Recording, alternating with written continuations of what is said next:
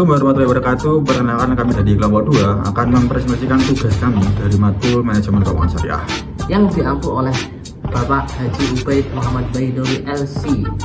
Yang jelas hadirnya kami di sini hanya untuk presentasi, bukan untuk berekspektasi, karena tingginya ekspektasi hanya akan membuat kami sakit hati.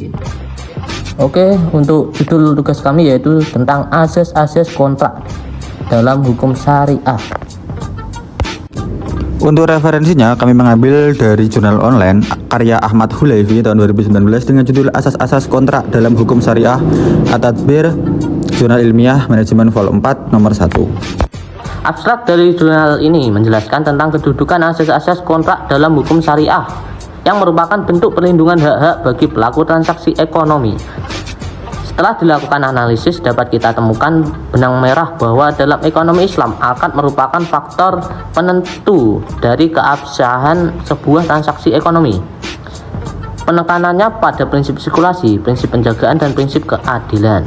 Tujuan jurnal ini dimaksudkan untuk memberikan pengetahuan dan pemahaman kepada masyarakat bahwasanya asas-asas kontrak dalam hukum syariah bukan hanya sebagai bentuk kesepakatan terhadap sebuah transaksi, akan tetapi juga sebagai sebuah pengikat antara kedua belah pihak yang diatur secara khusus dalam sistem ekonomi Islam demi terhindar dari kemudorotan serta keselamatan dunia dan akhirat. Kita langsung masuk ke pembahasan.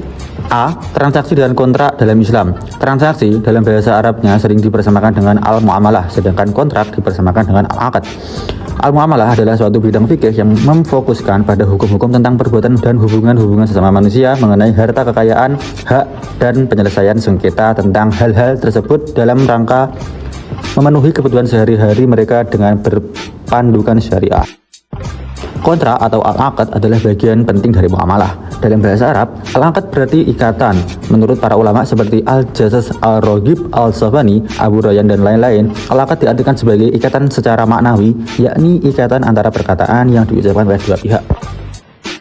Untuk pembahasan yang kedua yaitu unsur al-taradi atau suka sama suka dalam kontrak. Al-taradi atau suka sama suka dalam kontrak merupakan persyaratan yang paling mendasar dalam semua kontrak komersial dalam hukum Islam. Keriduan ini bersifat subjektif yang tidak dapat diketahui kecuali dengan ekspresi nyata dari pihak yang bertransaksi, baik melalui kata-kata, tulisan, tindakan, atau isyarat. Persetujuan secara ridho untuk melakukan ijab dan qabul hanya dapat dilakukan oleh orang yang telah memiliki kecakapan, yaitu balik dan berakal. Islam juga membolehkan melakukan kontrak yang hanya memberi keuntungan pada salah satu pihak saja, misalnya kontrak hibah, wasiat, sedekah, dan wakaf. Kontrak jenis ini hanya memberikan keuntungan kepada salah satu pihak saja, yaitu penerima, sedangkan pihak pemberi tidak mendapatkan apa-apa. Asalkan ia memberi dengan penuh keriduan, maka kontrak semacam itu adalah hal yang sah dan halal. Untuk poin C yaitu kebebasan dalam melakukan kontrak dan meletakkan syarat dalam kontrak. Secara garis besar, para ulama telah menggariskan tentang pembagian syarat dalam kontrak menjadi syarat sah dan syarat rusak atau batal. Masing-masing dibagi menjadi 3, yaitu pada syarat sah dalam kontrak, yang pertama ada syarat yang menjadi konsekuensi perjanjian seperti syarat harus ada serah terima barang dan penyerahan pembayaran. Kemudian ada syarat demi kepentingan perjanjian seperti syarat bentuk pembayaran seperti cash atau hutang. Dan yang terakhir syarat yang jelas kegunaan namun bukan merupakan konsekuensi perjanjian dan juga bukan demi kepentingan perjanjian tersebut, namun juga tidak bertentangan dengan konsekuensi perjanjian itu. Selanjutnya mengenai syarat rusak atau batal dalam kontrak. Yang pertama tentang persyaratan yang menyimpang dari konsistensi untuk melaksanakan syarat dan rukun dasar suatu kontrak, dan persyaratan yang membuka pada maksudnya elemen riba dan gharar dan ilegal. Itu yang kedua mengenai persyaratan yang bertentangan dengan konsekuensi perjanjian, seperti persyaratan bahwa barang yang dijual tidak boleh rugi bila dijual kembali atau agar tidak dijual lagi. Dan yang terakhir yaitu persyaratan yang membuat perjanjian menjadi tergantung, seperti ucapan aku jual ini kepadamu tapi bila si fulan sudah datang. Untuk poin D, asas-asas kontrak atau akad dalam syariah.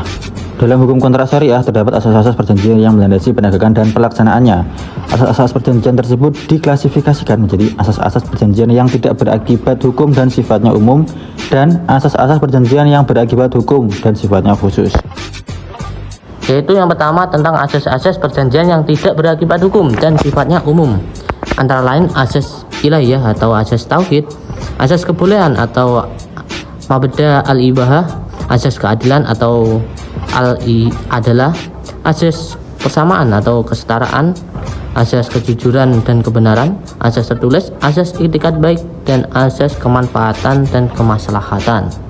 Selanjutnya, asas-asas perjanjian yang berakibat hukum dan bersifat khusus. Yang pertama ada asas konsensualisme atau asas kerelaan.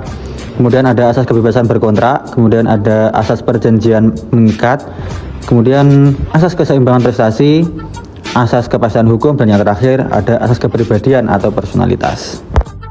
Itu tadi penjelasan yang dapat kami sampaikan. Jika ada kurang lebihnya, kami mohon maaf. Jika ada pertanyaan bisa langsung ditulis di kolom komentar.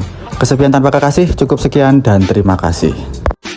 Wassalamualaikum warahmatullahi wabarakatuh.